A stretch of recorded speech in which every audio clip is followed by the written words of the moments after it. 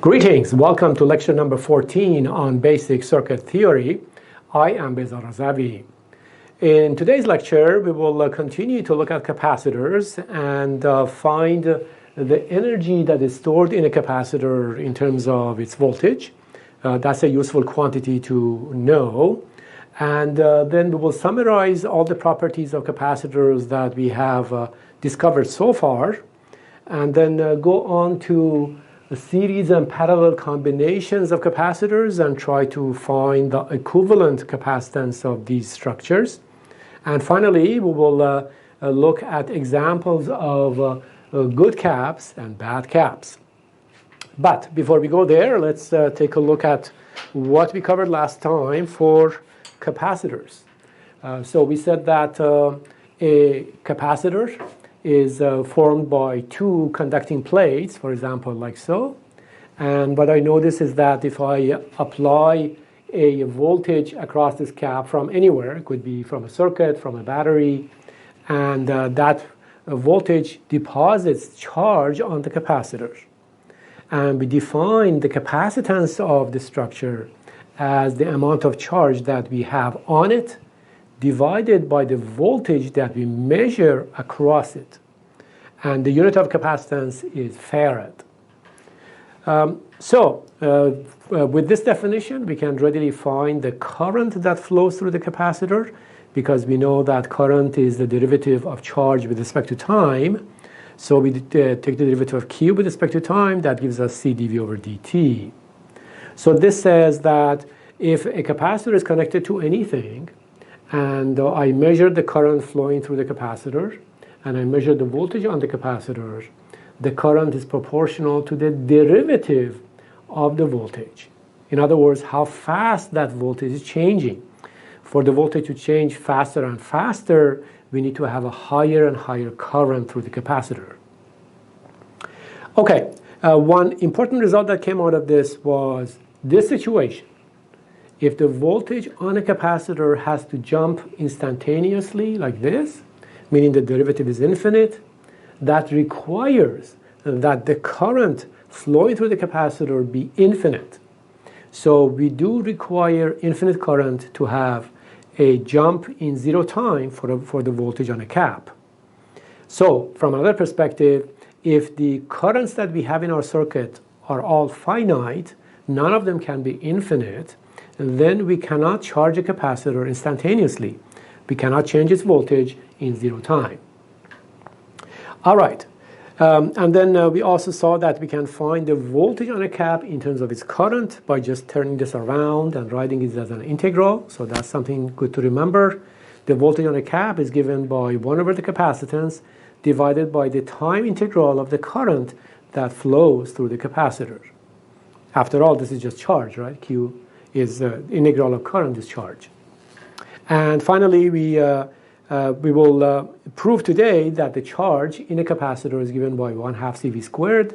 We didn't get a chance to show this last time, but today we'll prove that. All right, so let's go ahead and see how we can find the energy in a capacitor. That should not be that hard. So energy in caps. So here's the situation. I have a capacitor, and at some point in time, what I see is that there's a current going into it called I of t, and there's a voltage across it called V of t. And at that point in time, I would like to know how much energy is stored on this capacitor. All right? Okay, we start out with the definition of power. We remember that power, in the general case, was V of t times I of t. We proved this in 2 lectures from today. And we saw that this is a general equation for any type of device, any type of circuit. All right, now what I can do is I can find the energy by integrating power with respect to time. So I write the energy as integral of P dt. And for that, I can write, so I have integral of V of t, And then I of t for a capacitor is related to V according to this equation here, right? So we just plug that in here. So then we have C dV over dt. This whole thing is P, and then we have dt. So dt. Okay. So if we cross this with this, and we see that C is constant, it comes out of the integral. And integral of V dV is like integral of x dx, right? So it becomes 1/2 x squared, or 1/2 v squared. So that comes out to be 1/2 c, and then v squared, so v squared of t. All right, so this says that the energy stored on a capacitor at any point in time is given by 1/2 times the capacitance times the voltage on the capacitor at that point in time, right?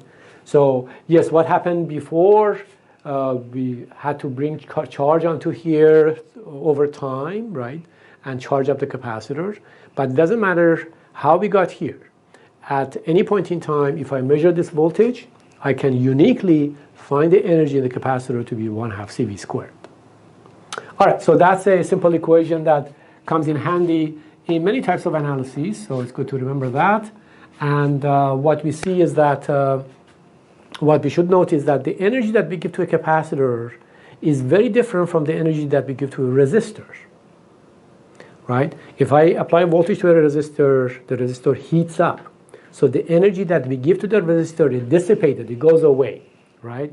It's not retrievable. Whereas for a capacitor, when I bring charge onto here and I develop a voltage, I build up a voltage here, I have placed energy on the capacitor, but that energy is not wasted, so to speak. I can take that energy back.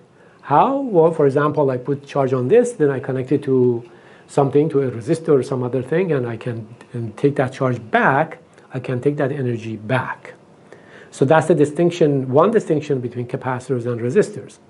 The energy in capacitors is not wasted, so to speak. It's retrievable, whereas the energy in the resistors goes into a form of heat, and we cannot bring it back into the electric domain, at least not easily. Okay. All right, so here's a quick summary of all the properties of capacitors that we have seen so far, so that it's all under one roof and we are comfortable with everything that we have learned so far. So, all right, so here's a bunch of points. So we saw that the capacitance between two parallel plates increases if the spacing or the distance between the plates decreases. This is from the simple equation that we saw last time for the capacitance of a parallel plate structure. So we saw that if you have two plates acting as a capacitor, and there's a distance of d between these two, so we saw that the capacitance was inversely proportional to d. So as these plates come closer to each other, the capacitance between them increases. That's something that we're going to look at shortly when we talk about good cap, bad cap. Okay, the next point is that caps don't satisfy Ohm's law, right? So we can't just say V is something times I. We cannot do that, at least not in the time domain. So instead, we have the following equations. I is equal to C dV over dt, if we have the voltage and we want to find the current, or V is equal to 1 over C integral of I dt, if we have the current and we want to find the voltage, right? Those are the equations governing the behavior of a capacitor. All right. So this also says something interesting. It says that a capacitor can act as a differentiator. strange, on differentiator, meaning something that differentiates, something that takes a derivative. You can see that here, right? So if I give a voltage to a capacitor, it generates a current that's the derivative of the voltage. So I can look at the capacitor as a differentiator. A capacitor can also act as an integrator. If I give it a current, it integrates it with respect to time and generates a voltage. So in that capacity, in that role, the capacitor acts as an integrator. These terms may seem a little abstract at this point. What's a differentiator? What's an integrator? And that's okay. We just keep it as they are right now. We see that this equation indicates some sort of differentiation. This equation indicates some sort of integration. Okay. All right. So another important point here was that if I is less than infinity, then V cannot jump, right? So that was one very important point that we saw, and it has to do with this simple equation. If a V has to jump, meaning the derivative is infinity, the current has to be infinity. So if the current that we have available in our circuit for the capacitor is not infinite, the capacitor is connected to something here, and we don't have infinite current available, then the voltage on the capacitor cannot jump like this. It has to take some time before it reaches its final value. All right. Then the other point was that if V is constant, then I is 0. Right? So if V doesn't change, I is 0. So that's interesting. It means that if I have a capacitor, and for some reason the voltage on the capacitor is not changing, so this voltage is not changing with time, then no current flows. If no current flows, what is the role of this capacitor? What do we call that? We call it an open circuit, right? An open circuit is a circuit that guarantees no current. So we say, in that situation, we say cap acts as an open circuit.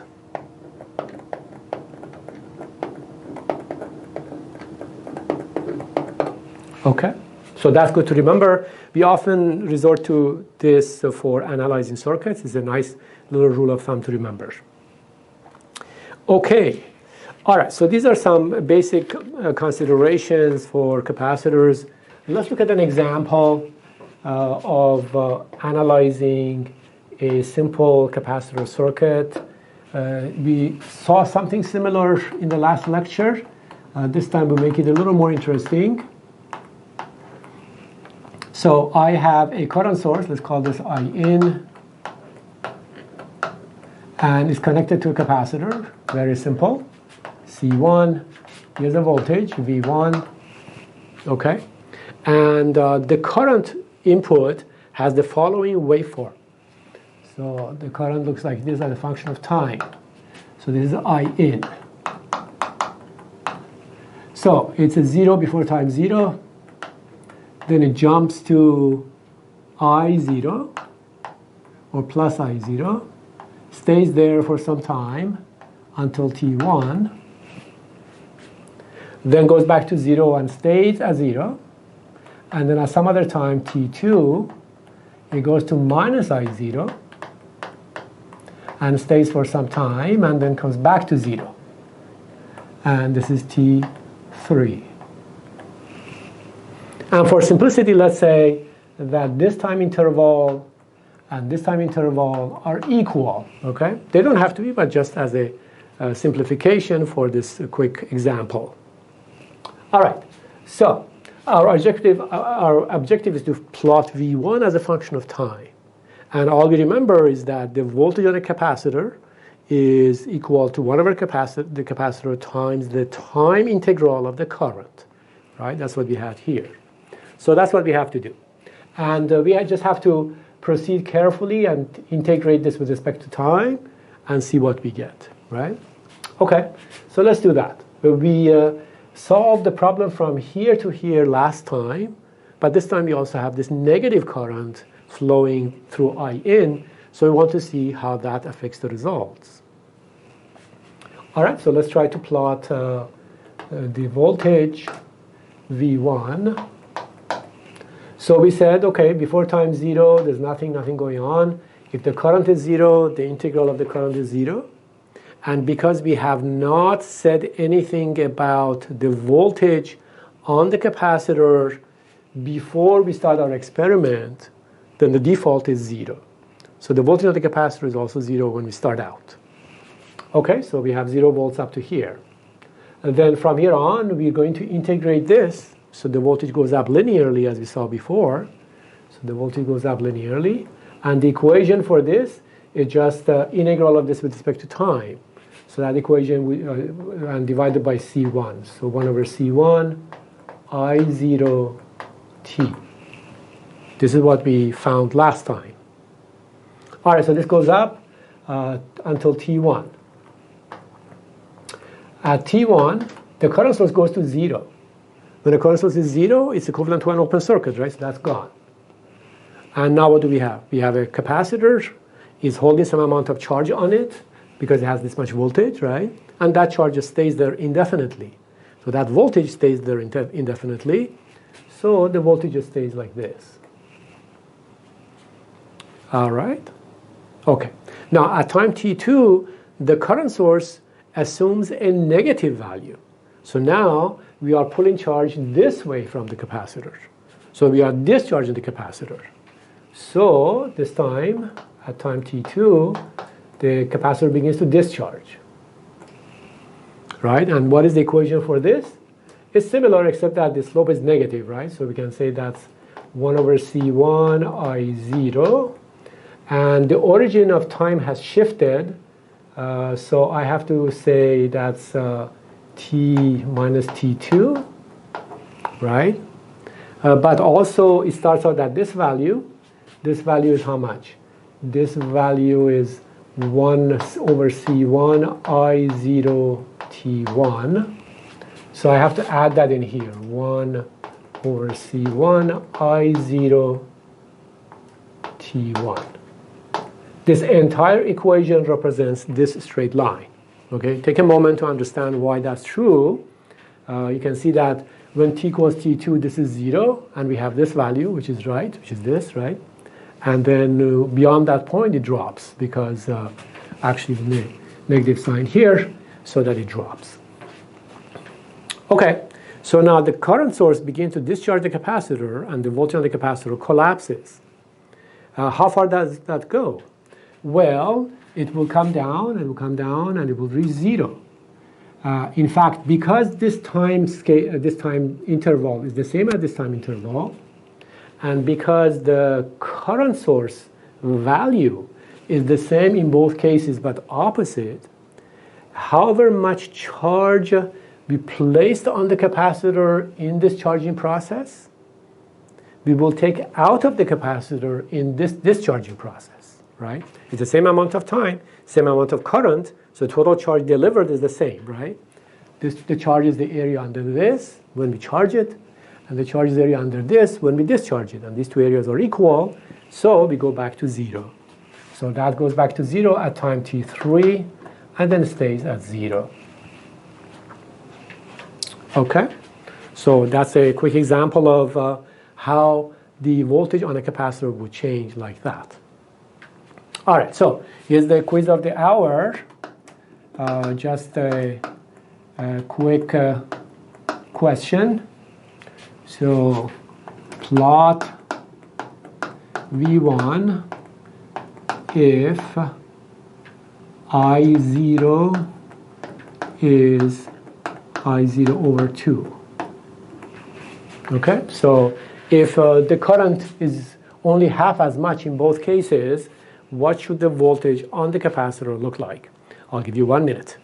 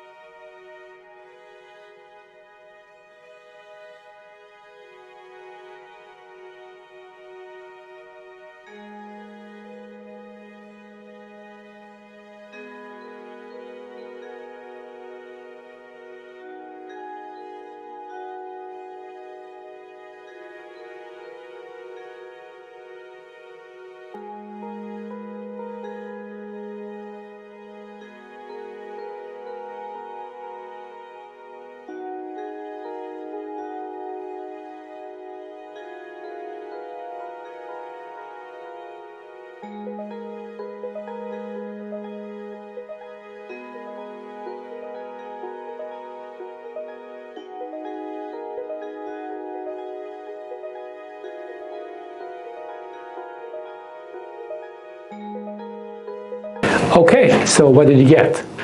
Well, let's change the color of our pen to red. All right, so what I see is that the slope here changes because the current is reduced. So the current is now like this, right? It goes up to I0 over 2, and then here it goes to minus I0 over 2. And we know that the slope of the charging process is proportional to the current. We know that, right? Because the higher the current, the faster the change is. So because the current is reduced by a factor of 2, the slope is also reduced by a factor of 2. So now we go like this. The slope is less, and we charge up to half the voltage that we had before. And then we stay constant. And then we discharge again at half the slope as before, and then we go back to 0, right? From another perspective, the voltage developed on the capacitor at T1 is given by the area under the current, right? Because we have the area under the current, for example, this one or that one, right? And that would be this times this, and then divided by the capacitance. So we see that because the area under the current is reduced by a factor of 2, the voltage that we develop is also reduced by a factor of 2. So that's a nice little example to show you all these dependencies. Okay, so let's move on to capacitors in series and parallel. Remember how it was for resistors, right? We said that if we have two resistors in series, they simply add. And if you have two resistors in parallel, we write them, for example, as the product of the two divided by the sum of the two. So we would like to see what kind of relationships we have for capacitors, if they are in series or they're in parallel. All right, so let's do that. So we say series and parallel caps. All right, so let's start with the series combination. I have one capacitor like this, C1, another capacitor like this, C2. And these are in series. Remember, the definition of series is as follows. They share one terminal, and they have the same current. How do we know they have the same current here? Well, because if I put this in a box, that box has only two wires attached to it, right? So conservation of charge says that any charge coming in here has to come out here. So the two have to have the same amount of current through them. Okay, so my objective is to find the capacitance of this structure. How do I do that? Well, you could try to place charge on the capacitors and then find the voltage and use the definition that we had. Remember, C is equal to Q over V. Or we can also use the types of equations that we have developed so far, right? I as a function of V or V as a function of I. All of these are applicable. So let's try something and see how it goes. Let's try the following experiment. This is a two-terminal box, right? I will apply a voltage here, call it Vx, and I am hoping that there will be a current here, Ix. All right? So, if in response to Vx I measure Ix, and if I can reduce that relationship between Vx and Ix to something like this, or something like this, then I can find an equivalent capacitance, right? So let me elaborate. All right, so how much is this Ix? Well, we have to find it in terms of Vx, right? We know that this Ix enters C1, and then it continues and enters C2, and then it comes back to the voltage source. All right. If I have the current through a capacitor, can I find this voltage? Sure. The voltage on a capacitor is equal to 1 over the capacitance integral of the current. So let's call this voltage V1. And what I know is that V1 is equal to 1 over the capacitance times integral of Ix dt. Is that okay? Same equation as what we had before. All right, now this current goes through C1 and then continues and goes through C2. So can I find the voltage across C2 in terms of Ix? Sure, so here's V2 and the same story. So V2 is equal to 1 over C2 integral of Ix dt. Right, one is C1, one is C2, but they have the same current. They don't necessarily have the same voltage, but they have the same current because they are in series. Right? That's part of the definition of two devices in series. All right, now let's go ahead and write a KVL around this loop. You can see that this voltage, which is Vx, if you want to write a KVL, starting from here, we're going up the potential, so plus Vx, going down the potential minus V1, going down the potential minus V2, coming back to the same point equals 0. So we see that Vx is just V1 plus V2, as you might expect. Okay, so then I can say that Vx is equal to this plus this. Let's factor out integral of Ix dt. So I have a 1 over C1 plus 1 over C2 integral of Ix dt. This is a beautiful result. It says that here's the situation. I have a box and I applied a voltage of Vx to that box and I measured the current of Ix, and these two are related by this equation. Can I attribute an equivalent capacitance to this box?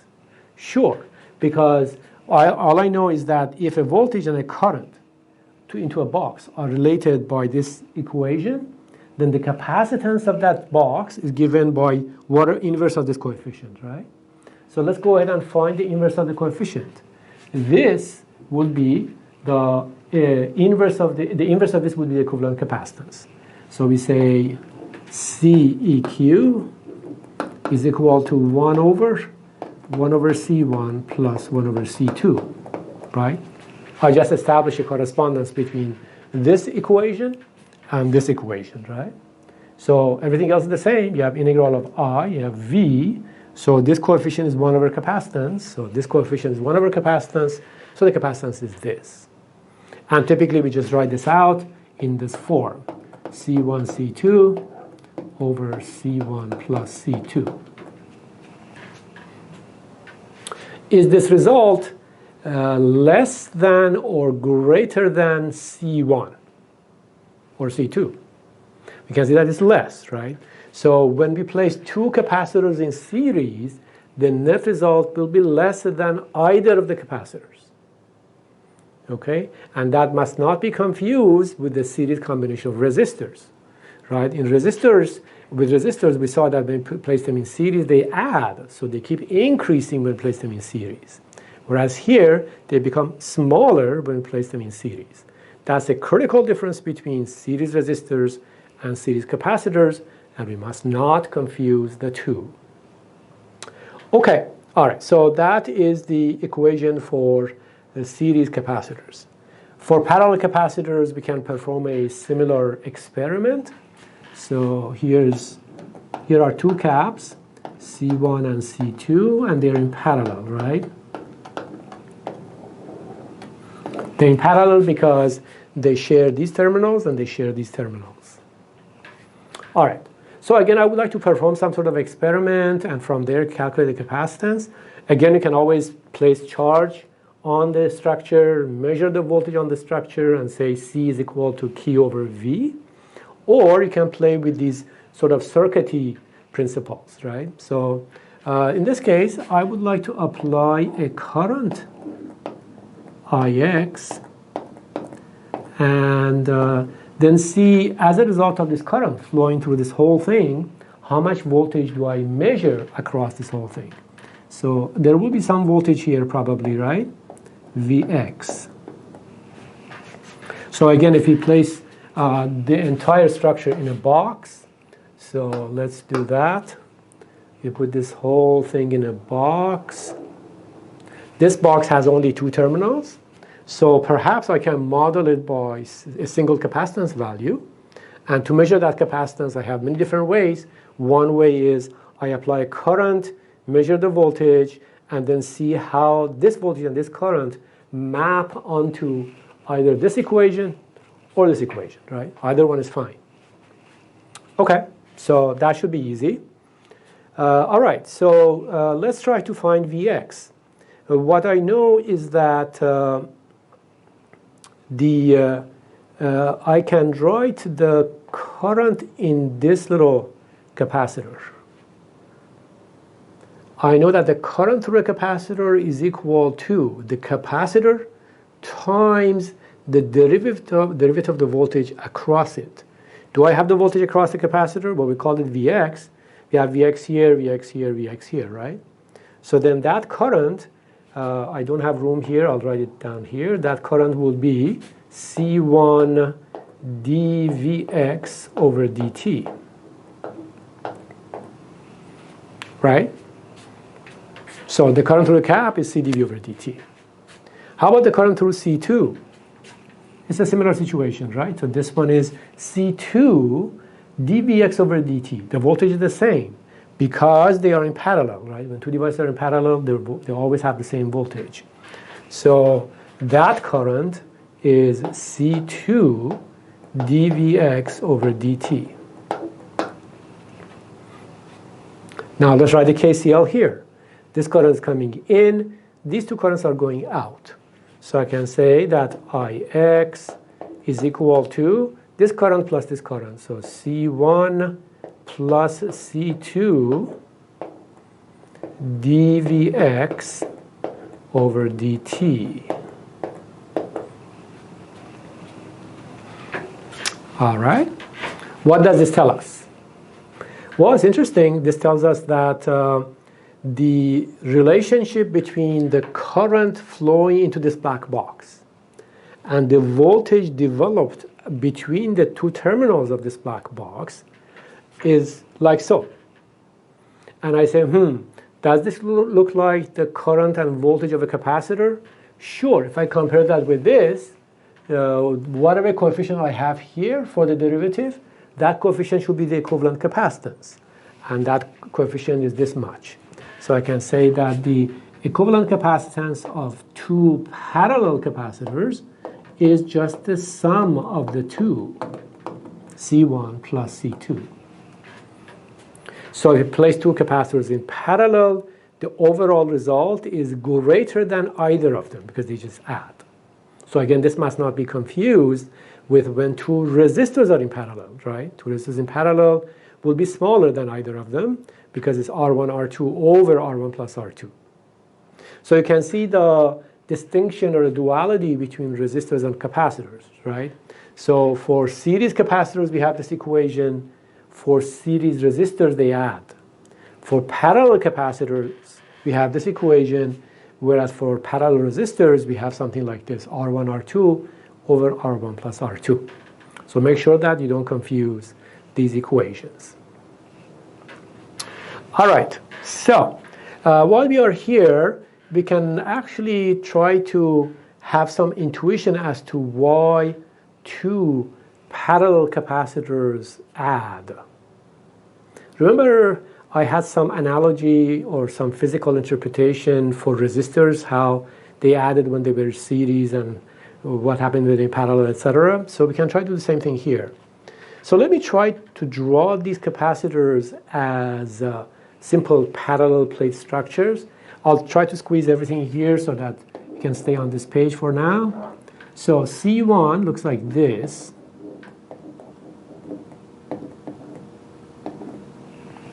And C2 looks like this. Actually, let me try to let's see here. I will try to draw that on this side so that I have a little more room. Okay. So let's draw them here. So we have C1 and C2 as two parallel plates, right? Okay, now the fact that these two are shorted and these two are shorted because they're in parallel is equivalent to shorting this plate to this plate. These are all conductive, right? So whether you connect them by a wire or whether you just short the two plates together, it's the same thing. So that would be equivalent to shorting this plate to this plate gives me a bigger plate, twice as large, for example, if the plates are equal. And shorting this to this gives me also a bigger plate. And remember that the capacitance of the parallel plate structure is proportional, directly proportional to the area of the plates. So when the plates are shorted to each other and become larger, the equivalent capacitance is also larger. So that shows why two caps in parallel give us a larger amount. They add. All right, that's a simple, nice interpretation of this result. Have you ever wondered how the camera in your mobile device or in your laptop works? Well, we know that it has to capture light from the environment, and somehow that light information has to be converted to some sort of voltage or current so that we can measure it, we can store it, we can do whatever we want, right? So how does that work exactly? So here's a camera that's capturing some sort of image. And we know that this camera consists of little tiny cells, many of them here, which are called pixels. Pixel actually is short for picture cell. The question is, what's going on inside each of these pixels here? So for that, we go and take a look. Inside each of these pixels, we have a device, a two-terminal device, that is sensitive to the amount of light that it receives. And it generates a current proportional to the light intensity. So if we are in a dark place, we have very little current generated by this device. If we are in a bright place, we have a lot of current generated by this device. So this device is called a photodiode. We haven't studied photodiodes or diodes here, but that's okay, it's just a black box that is sensitive to light. So each of these pixels has a photodiode in it. All right, so the photodiode generates a current, so we can model it by a current source. So that will be our model for the current source. So that's one example of why a current source is a useful device. And now what do we do with this current? Well, if you have a current that represents the brightness of this picture of that little pixel here, then maybe we can pass that current through a capacitor to charge or discharge the capacitor. And the voltage developed across the capacitor is proportional to the current, and the current is proportional to the brightness, so the voltage is proportional to the brightness. And that's what we do. We see that this device, or this current source, is attached to a capacitor. So we let the capacitor charge or discharge for a while with that current, and then we measure the voltage on the capacitor. So that's for one pixel. But we have many pixels, right? There are some millions of pixels, so how do we handle that? Well, so the pixels are arranged in a matrix. You can see that there's an array of these pixels. So let's say 2,500 this way, 2,500 this way, right? So that's about 6.25 megapixels. So we have all of these arranged here. So we have a photodiode and a capacitor over here, and we have 2,500 of them this way, and so on. So it's a very large matrix, and the light is coming in, and depending on the brightness that we have, these different pixels receive different amounts of light and generate different amounts of voltage. So I have, in this example, 6 million voltages that I have to measure. How do I do that? This all has to fit on a little chip, right? So that becomes an interesting point.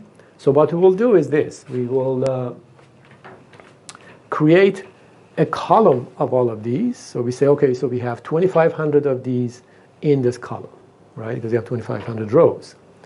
And for each of these, we have a little amplifier. We haven't studied amplifiers here. That's okay. You can think of it as a voltage-dependent voltage source. And it measures the voltage that the capacitor has developed in proportion to the light intensity received by this pixel. And we have 2,500 of these. And they are connected to a single line, a single wire, by means of switches. So what we do is that they have some signal processing circuit here. And this circuit looks at, for example, this output for a little while, measures this voltage, and processes it. And then this turns off, this turns on. We look at this output, and so on. So we scan all these 2,500 cells, pixels, in a sequential manner so that we can capture all of the voltages that are developed across all of these capacitors. You see, a current source and a capacitor is the heart of this digital camera. Isn't that beautiful?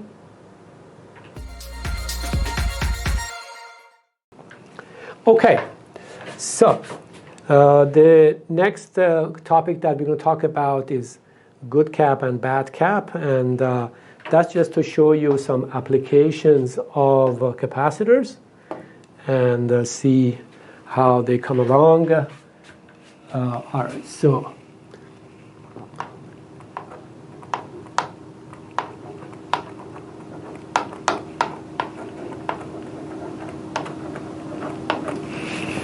so we're going to talk about situations where capacitors are useful devices and situations where capacitors or capacitances are objectionable, they are undesirable. So let's start with good caps. Can you think of a capacitor application in real life? Where do we use capacitors? Well, here's a simple case. Take your mobile device, right? Okay, so we have this device and we always use our finger to navigate here, right? So how does this know that my finger is placed, for example, right here? Right? How does it know that? Well, it's actually very simple. The way the system works is that on this screen here, there is a plate, and my finger acts as another plate. Why? Because my body is somewhat conductive, so it can qualify as a plate. So when I bring this close to here, I can actually change the capacitance of the structure that we have here. And from the change in the capacitance, the phone can decide whether my finger has landed, for example, here or here. Let me show you in more detail so that you can appreciate the situation. Okay, so on the screen of the phone, we have many of these, but let's just draw one of them here. Okay, so imagine there are two little plates on the screen. All right, and let's assume that these two are actually forming a capacitor, a strange capacitor. If I draw that bigger, it looks like this. Now this is a sideways. Maybe I'll draw it in 3D so that you can see it better. Okay, suppose these little pieces look like this, right? Okay, so if these are conductive components, materials, we can say that there's a capacitance between these two. Now, let's look at the electric field lines that travel between these two. What do they look like? Well, some field lines go straight. Right? For example, we have positive here, negative here. But then there are also some field lines that go like that. They curl around. You remember this when we studied, for example, electric field lines between points of charge in physics, right? And you saw that the lines were like this. Now, these two reside here on the screen of the phone. What happens if I bring my finger down? Because my finger is partially conductive, it also has some epsilon associated with it. When I bring my finger down here, I will alter these electric field lines over here, the field lines that have curvature in them. So when I place my finger here, let's draw a finger. Okay, that finger changes the electric field lines here. And when the electric field lines change, the capacitance between these two changes. And from that change in the capacitance, the phone realizes that you have placed your finger here, or here, or here, or here. Okay, so that's an example of a good capacitor. We utilize it to perform something interesting and useful. All right, so these are called capacitive sensors. And they are very common in all touch screens today, large or small. All right, but not all capacitors are useful. So we also have parasitic caps. The term parasitic will tell us that they are probably undesirable, right? And we have to see why. So here's the simple situation. Suppose I have a certain circuit. In particular, I don't know if you're familiar with what we call digital gates, or you can think of it just as a digital circuit or digital gate. And the purpose of this circuit is to create an output voltage that jumps up as fast as possible. All right? So we would like this voltage, so let's call it V1, 1V1 to jump from low to high. It's a digital circuit, so it goes from 0 to high level, 1 volt, 2 volts or something, as fast as possible. So this is a low level, this is a high level. You can call this a logical 0, this is called a logical 1. Okay, and here's the situation. For example, I would like this transition time to be 10 picoseconds. All right? Okay. And what I know is that this circuit, whatever it is, this gate, this circuit has only a current of 0.5 milliamps available, not more. All right? The way the circuit was designed, it can only deliver 0.5 milliamps. So, if this circuit happens to see some parasitic capacitance at its output, parasitic capacitance can arise from anything, right? If you have a line on a printed circuit board over another line, they form a capacitance, right? This is parasitic capacitance. So if there's a parasitic capacitance here, the question is, how much capacitance can we tolerate here if we would like to have a transition time of 10 picoseconds? Okay, now this all seems very complicated, but the answer is actually very simple, right? So we're going to write I equals C dV over dt. And we say the current available to charge this capacitor from that digital circuit is only 0.5 milliamp. So we write 0.5 milliamp is equal to, there is some parasitic capacitance, and we're trying to see how much capacitance we can tolerate in the circuit, this parasitic that's appearing somewhere, so C, and how much is dV over dt? dV over dt, you have to go from here to here in 10 picoseconds. Suppose this maximum level is 1 volt. So we're going from 0 to 1 volt, dV is 1 volt, and dt is 10 picoseconds.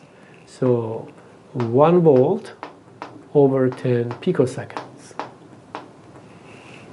All right, so we work this out, and we see that C is equal to, that gives us 10 to the minus 3, this gives us 10 to the minus 11, comes out to be 50 times 10 to the minus 15 farads. We call this, or is it 50 or is it 15? Let me just check my math here so that, actually 5, yes.